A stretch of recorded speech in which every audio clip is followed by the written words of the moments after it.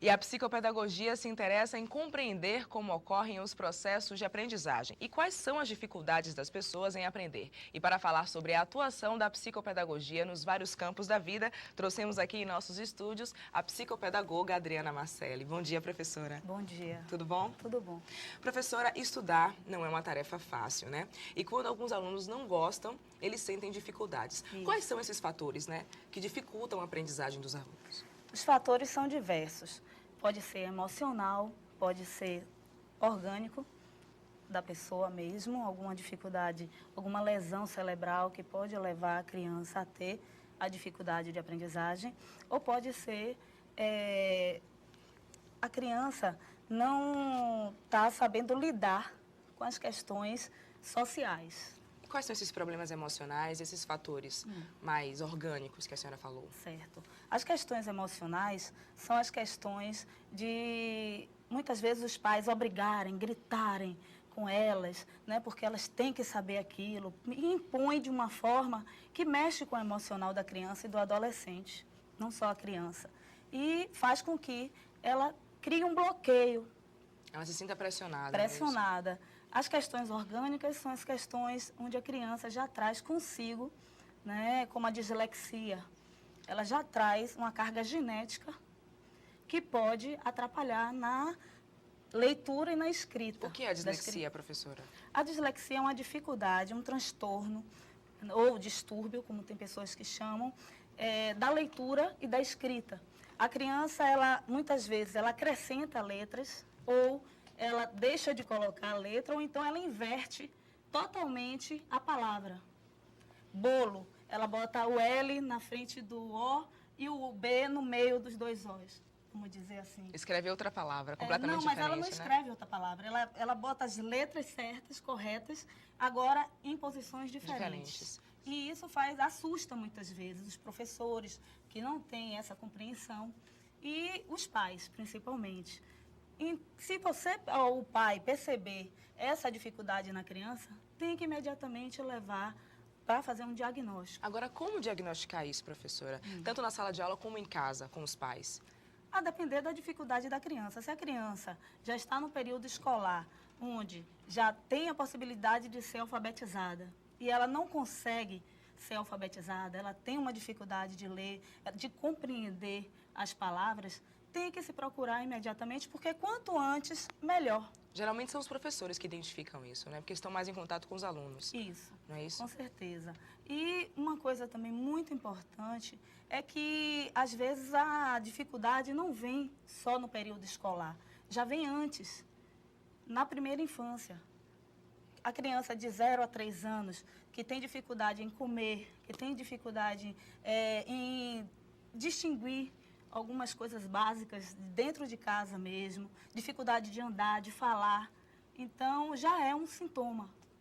Certo. Agora quer dizer que então a gente pode diagnosticar isso até antes da criança entrar na escola, Entrar não é na isso? escola, e isso é importante que o pai procure imediatamente um neurologista, porque o neuro ele também pode orientar, né? Não é só apenas o psicopedagogo, é multidisciplinar.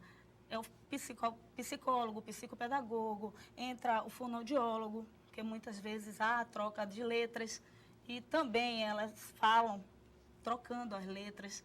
Então, é uma equipe multidisciplinar. Agora, o adolescente, quando ele já está numa fase mais avançada, no caso, o estudante, ele também pode sinalizar esses problemas de aprendizagem quando não é identificado logo cedo? Pode sim. Adolescente e os adultos. Também. Também. Então, aquelas pessoas que têm dificuldade, vamos dizer, descalculia, que é uma dificuldade de matemática, em cálculos, em geometria. Então, ela pode superar essa dificuldade com um acompanhamento psicopedagógico. Mas não necessariamente é um problema grave. Não. Porque muita gente tem dificuldade em matemática, eu mesma não sei. Não, existem os problemas leves, moderado e realmente alto, tá? Fortes, né? Por quê? Tem aquelas pessoas que não conseguem compreender mesmo.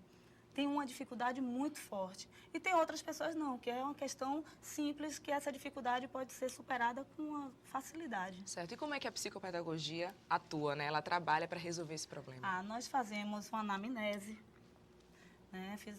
Fazemos EOCA, porque eu fui formada na teoria da epistemologia convergente. Existem 4 teorias.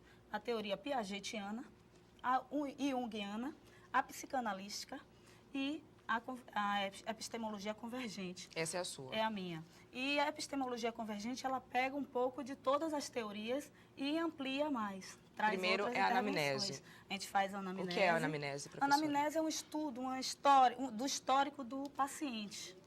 Né? Depois a gente faz a EOCA, que é uma entrevista operativa centrada na aprendizagem, direto com a criança, o adolescente ou o adulto. Então, nós fazemos testes piagetianos, onde a gente vai identificar nesses testes quais são as dificuldades, quais são os bloqueios, o que realmente está fazendo com que ela não compreenda ou tenha essa dificuldade de aprendizagem. E depois a gente faz um sistema de hipótese e depois a gente faz o tratamento, Agora, se for necessário. Certo. E agora o psicopedagogo, ele atua nas escolas ou existe uma forma de encontrá-lo fora das salas de aula? O campo do psicopedagogo é amplo.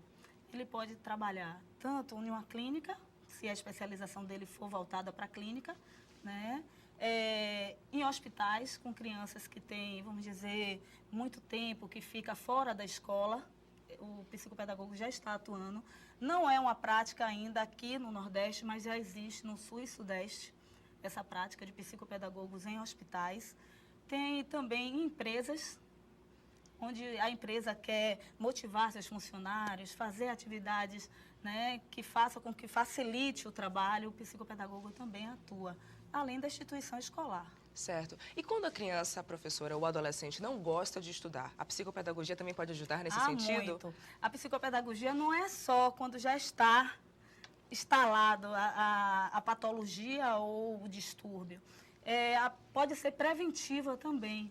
Então, a criança que está com falta de estímulo, que não está mostrando esse desinteresse, o psicopedagogo pode sim ajudar muito. Dá aquele estímulo, né? Dá, com aquele certeza. empurrão. E assim, fazer ele pensar como aprender faz bem, como aprender é importante.